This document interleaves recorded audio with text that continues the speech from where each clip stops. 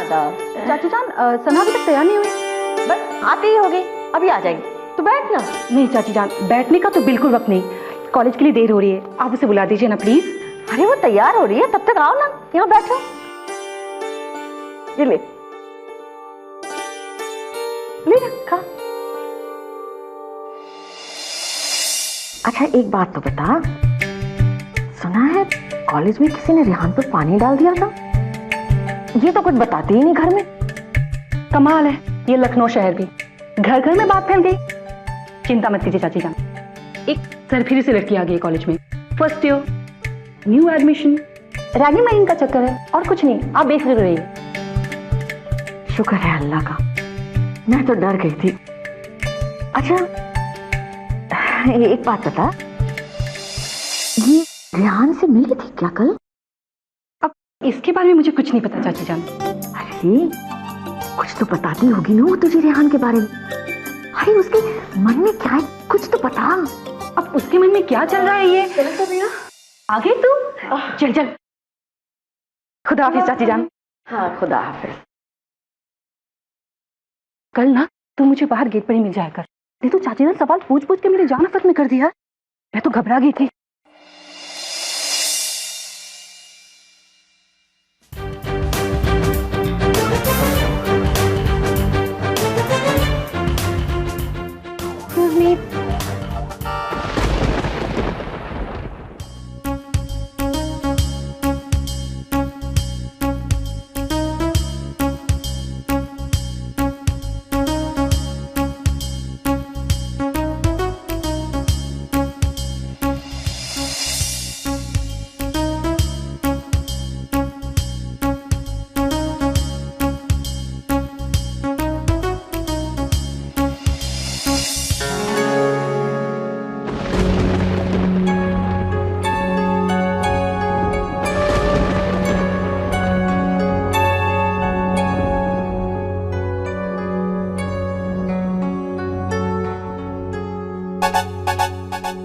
Thank you. You welcome. देखिए वो कल मैंने आप पर पानी। Wow, marketing management. हाँ, पढ़ना अच्छा लगता है आपको? जी नहीं, वो मैं क्लास प्रोजेक्ट के लिए ये बुक लेने आई थी। मुझे पढ़ने की आदत नहीं है। नहीं तो आदत डाली है, वैसे पढ़ना अच्छी बात है, और कहते हैं किताबों से बेहतर कोई और दोस्त हो नहीं सकता।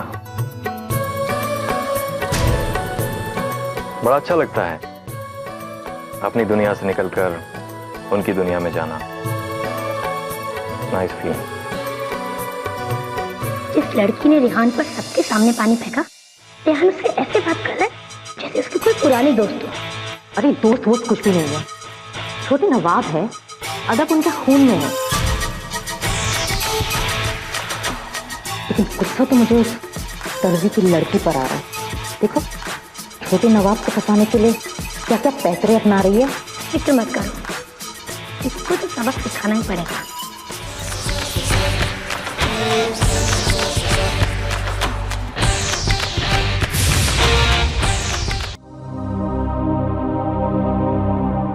हाय, मुझे तो ऐसा लग रहा है जैसे जन्नत से कोई फरिश्ता जमी पर उतर आया हो। और मुझे तो ऐसा लग रहा है जैसे कोई राजकुमार हो। अरे उसके सामने तो फिल्म स्टार भी कुछ नहीं है, लेकिन हम क्यों बेकार में खुश हो रहे हैं? उसने तो अपनी शहजादी पहले से ही चुन ली है। लेकिन वो है कौन? हमारी सना। दोनों का बचपन का प्यार है। चलो सना के घर वालों की प्रॉब्लम तो सॉल्व हो गई। वैसे भी नवाबों से रिश्ता जुड़ा है, फायदा तो सभी को होगा।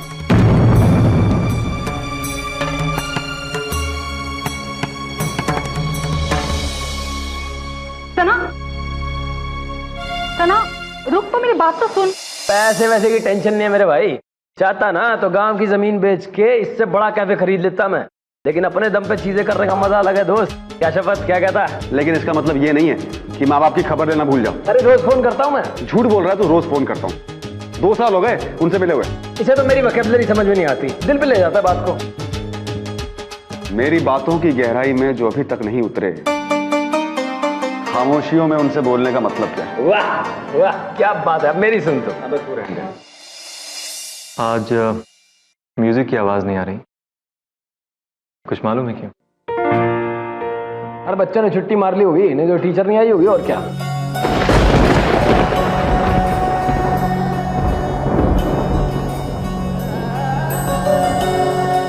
Excuse me.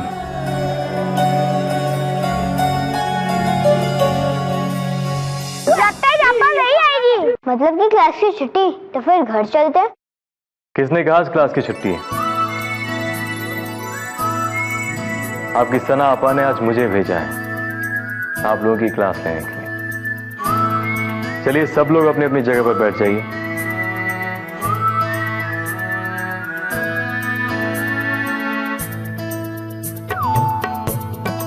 आपको वायलिन बजाना आता है?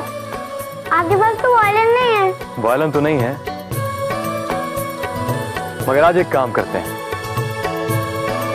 आज अपने दिल की धड़कनों को सुनने की कोशिश करते हैं। वो क्यों?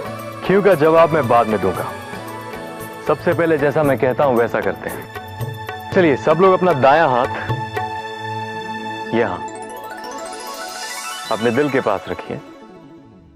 Very good. अब सब लोग अपनी आंखें बंद कर लीजिए और चुपचाप रहते हुए अपने दिल की धड़कनों को सुनने की कोशिश कीजिए।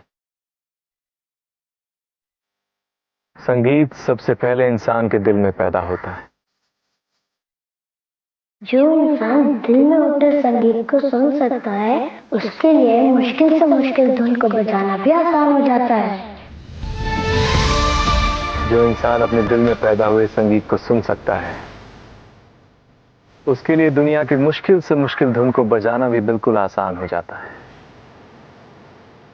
जो लोग आपके अपने हैं, जिसे आप प्यार करते हैं, उसे कभी भी अपने से जुदा मत होने दें, वरना आपका संगीत आपसे रूठ जाएगा।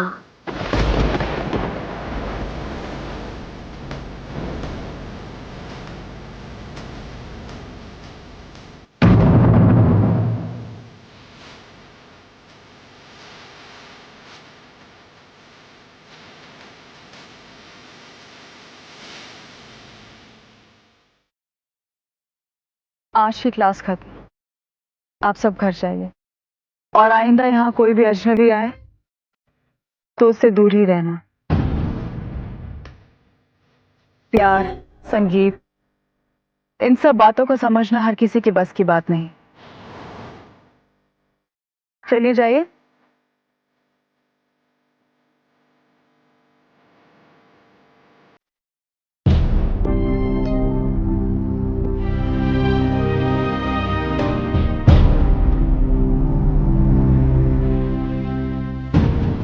सना,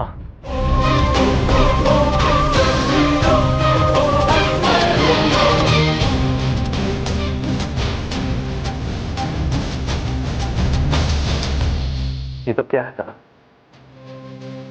क्या बताना चाहती हो? मुझे प्यार की समझ नहीं है। मैं म्यूजिक से अनजान हूं। अगर नाराजगी है, गुस्सा है, तो मुझसे बात करो ना। हर बार यूं नजर फेर कर निकल जाने से क्या होगा? तुम्हारे सवालों के जवाब नहीं है मेरे पास रेहान। या यूं समझ लो कि तुम्हारे सवालों के जवाब देना मैं जरूरी नहीं समझती। लेकिन ऐसा कब तक चलेगा सना? इतनी जल्दी सब्र टूट गया, लेकिन मेरे सब्र के बारे में नहीं सोचा ना? सोचा है सना। मैंने कभी भी तुम्हारी तकलीफ से, तुम्हारे दुख से इनकार नहीं किया,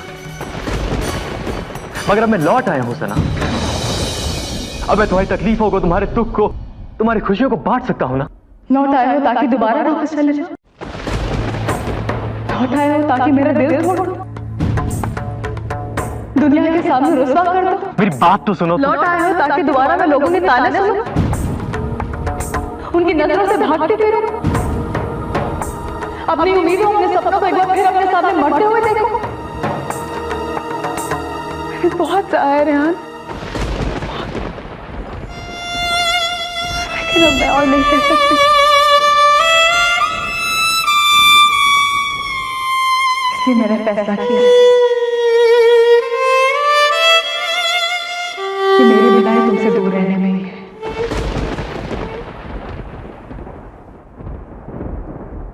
और तुम भी आइंदा मेरे पीछे मत आना।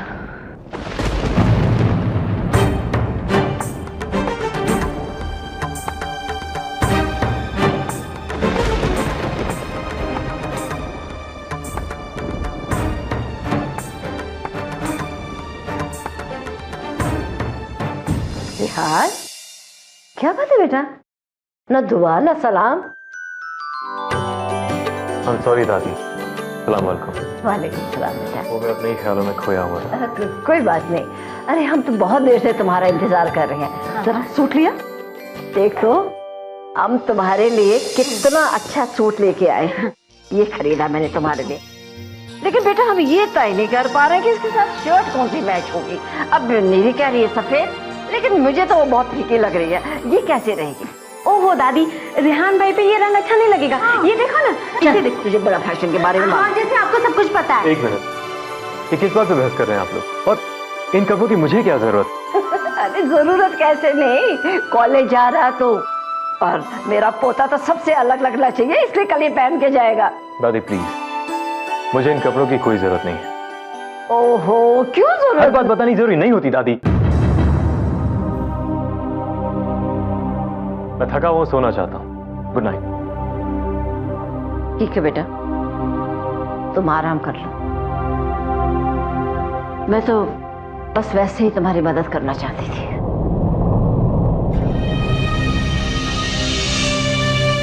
दादी,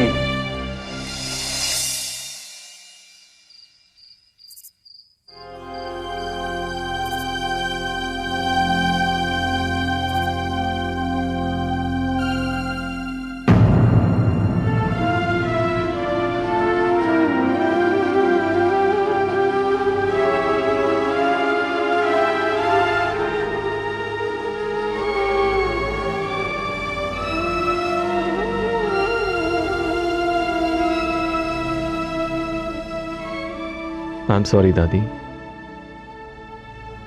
मुझे आपसे इस तरह बात नहीं करनी चाहिए थी। प्लीज मुझे माफ कर दीजिए। नहीं बेटा, तुम्हारी कोई गलती नहीं है, मैं ही बेवकूफ हूं।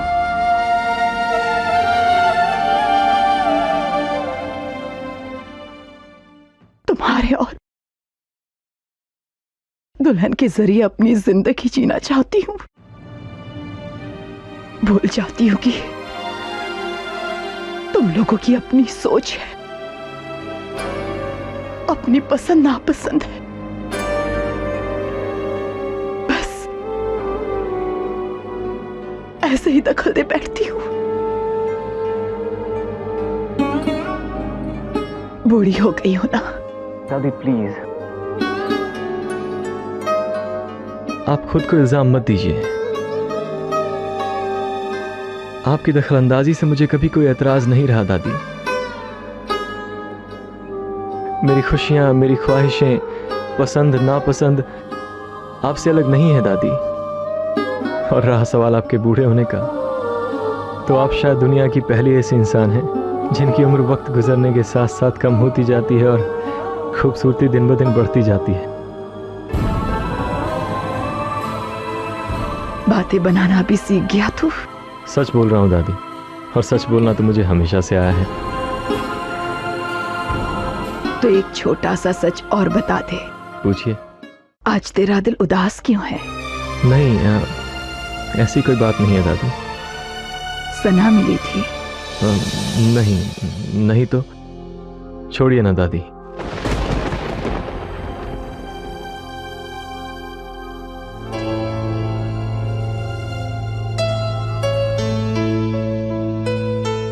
दादी हूं मैं तेरी आंखों का दर्द तेरी जुबान तक आए ना आए, मेरे दिल तक जरूर पहुंच जाता है।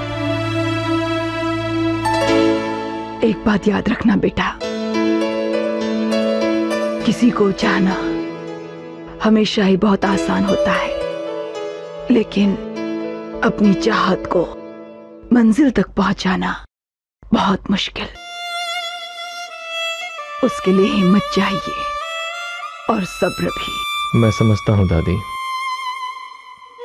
पर क्या करे कोई जब सामने वाला उस हिम्मत और सब्र की कदर ही ना करे तो? उसे यकीन दिलाओ बेटा, अपने सच्चे प्यार का यकीन दिलाओ। क्या यकीन दिलाऊं दादी? वो तो मेरी बात तक सुनने को तैयार नहीं। बीती यादों को लेकर जो कड़वाहट और गुस्सा उसके मन में है, लगता है मैं उसे कभी दूर नहीं कर पाऊंगा। मैंने सोच लिया दादी कि अब अगर वो जाना चाहती है तो जाए, मैं उसे रोकूंगा नहीं। यानी कि हालात से बचकर जाना चाहते हो?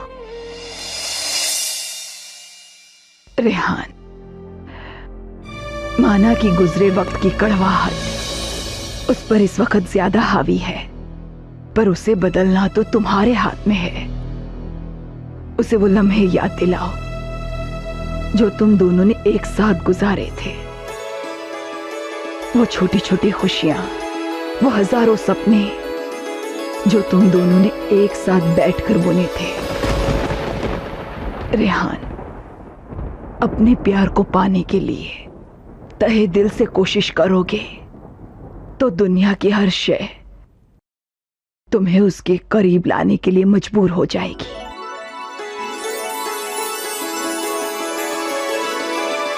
आप ठीक कहती हैं दादी, मैं कल ही उससे मिलूंगा।